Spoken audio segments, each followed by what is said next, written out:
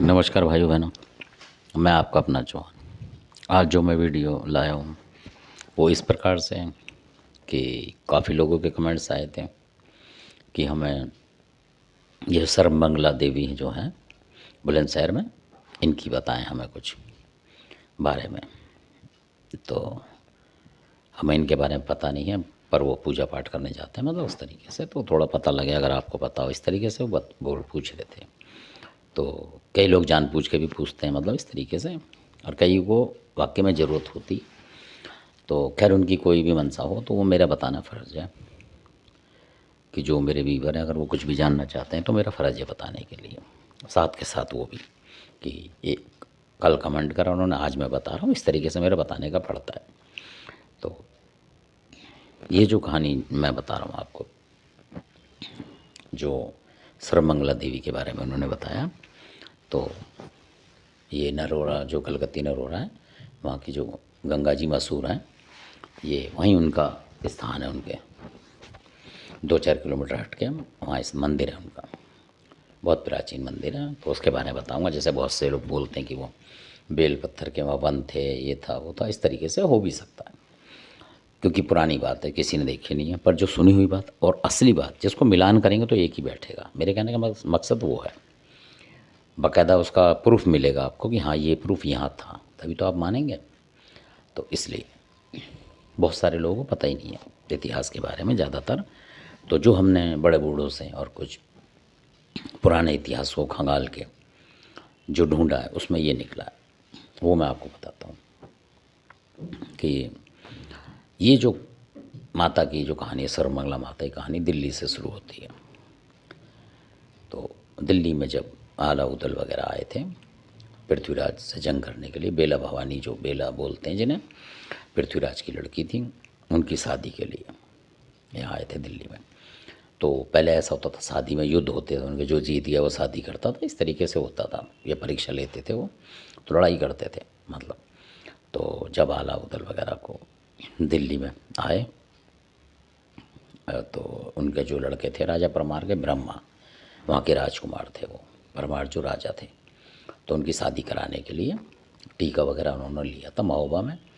तो पृथ्वीराज जी काफ़ी नाराज़ थे, क्योंकि काफ़ी लोग नाराज़ होते थे महोबा में जो टीका चढ़ने से, क्योंकि वो नीच कास्ट के माने जाते थे। मतलब ये इतिहास में आला खंड की किताबों में आप पढ़ेंगे तो मिलेगा आपको, खुद पढ़ के देखें किताबें जब मिलती हैं, कभी सावन के मेले में आप लें कहीं से, तो कहीं भी मिल जाएगा आपको। सोरो जो है वहाँ भी मिलती थी पहले किताबें, अब मिलती नहीं मिलती, और बहुत जगह मिलती होंगी, महोबा के आसपास भी मिलती हैं बहुत सारी किताबें।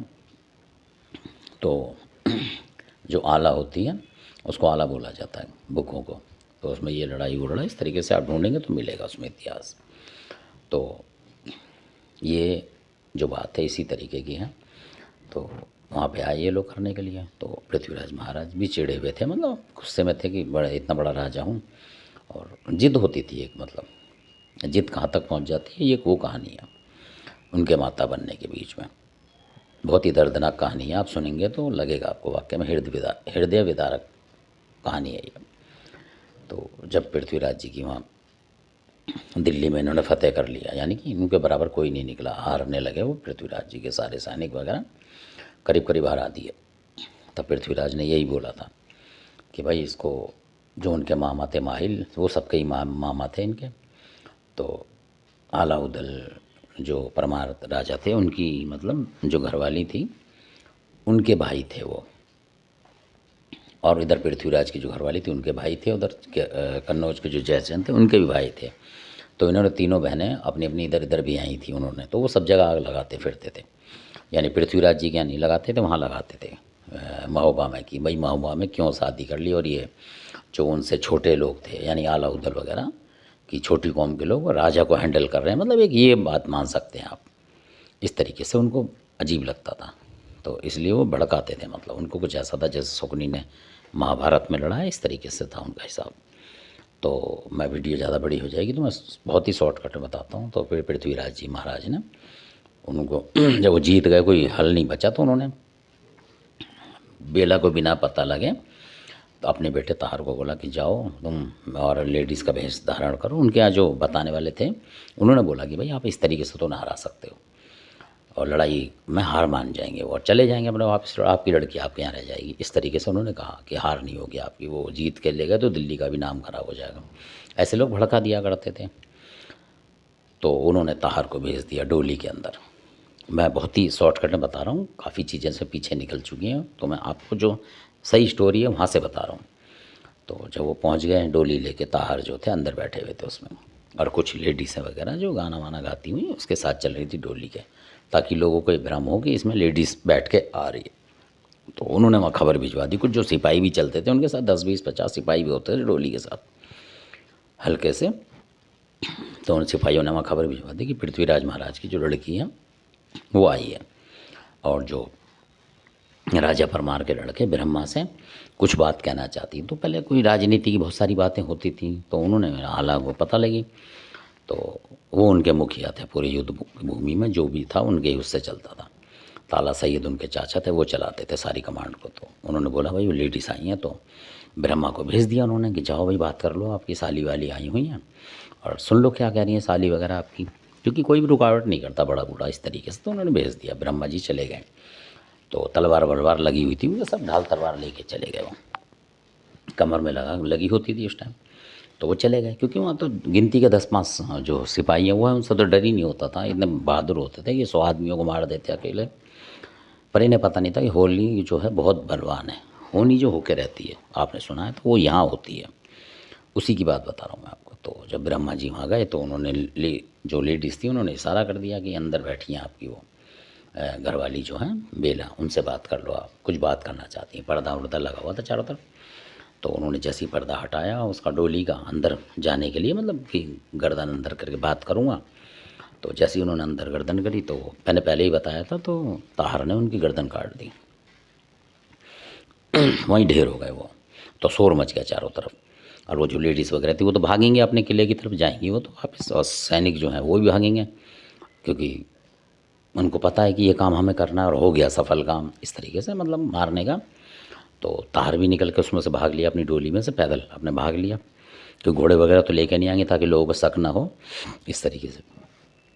तो जब वो भागे ताहर तो हो सकता है उनका घोड़ा आगे खड़ा हो तो उसको बैठ के भागने की कोशिश करेंगे, वो अपने किले तक पहुँचेंगे, कि 2-4 किलोमीटर आगे आ गए वो इस तरीके से। तो जब पता लगी वो खबर मिनट के सेकंड में उनके पास पहुंच गई। जो महोबे की सेना वहाँ थी तैयार, जो क्योंकि लड़ाई कर रहे थे वो तो जीत चुके थे, तो सेना खड़ी हुई थी उनकी तैयार। तो उनको जब पता लगा तो ऐसा ऐसा हो गया जी, पृथ्वीराज ने ब्रह्मा को मरवा दिया, मतलब ताहर ने मार दिया, और ताहर भागा जा रहा है अपने किले के अंदर जाने के लिए। तब आला सुन के हैरान हो गए कि भाई बताओ, अपनी लड़की के आदमी को ही मरवा दिया, ऐसे भी लोग होते हैं, कहने का मतलब।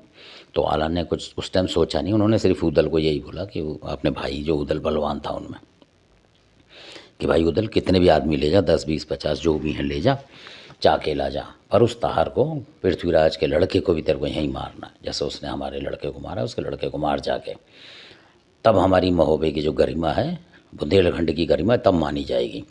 यानी हम बहुत मतलब उसमें आ जाएंगे, कायरों में आ जाएंगे, यानी कि उसमें आ जाएंगे, नीच बात हो जाएगी हमारे लिए कि हमने शत्रु को मार नहीं पाया, और शत्रु हमें मार के चला जाए, ऐसा हमारी बर्दाश्त से बाहर है, और मिनट के सेकंड में पहुँच तू उसको।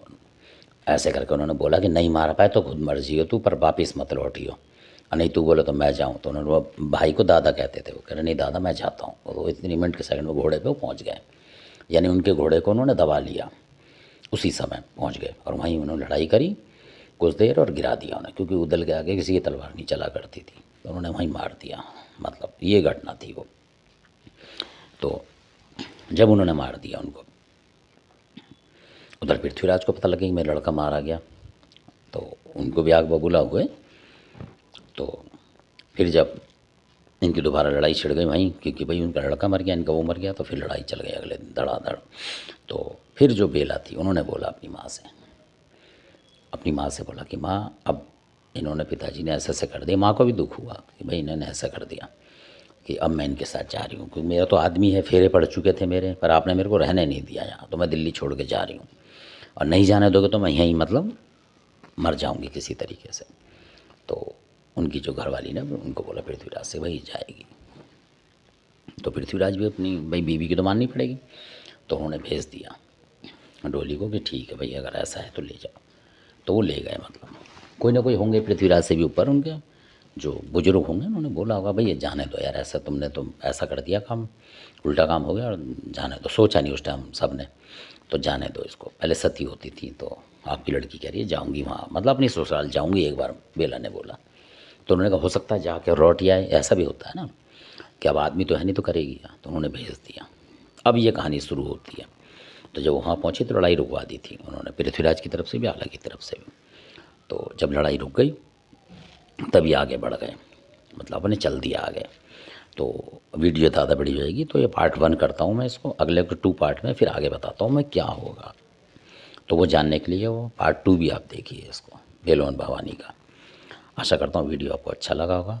अच्छा लगा हो तो लाइक करें, सब्सक्राइब करें, शेयर तो ज़्यादा करें, और इसी तरीके की जो कमेंट्स आप करते रहें, ताकि जो भी आपको जानकारी चाहिए वो मैं देता रहूँ, और मुझे पता होगा तो मैं देता रहूँ। बिल्कुल पेटेंट आपको दूंगा जो मैं बिल्कुल जानता हूँ, और आपको दिखा सकता हूँ मैं कि ये स्टोरी यहाँ है, ये कहानी यहाँ है, और ये यहाँ से शुरू है, मतलब आपको उसके प्रूफ के साथ बताऊँगा मैं।